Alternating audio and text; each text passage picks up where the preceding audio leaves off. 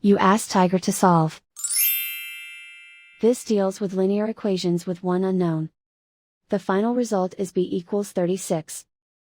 Let's solve it step by step.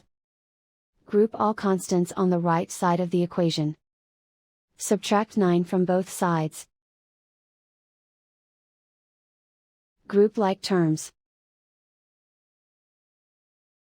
Simplify the arithmetic.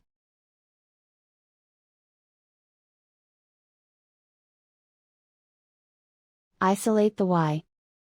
Multiply both sides by inverse fraction 4/3.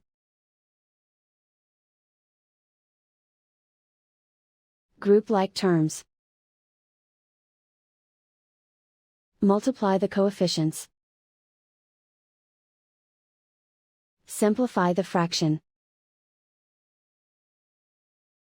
Multiply the fractions. Simplify the arithmetic. And so the final result is b equals 36.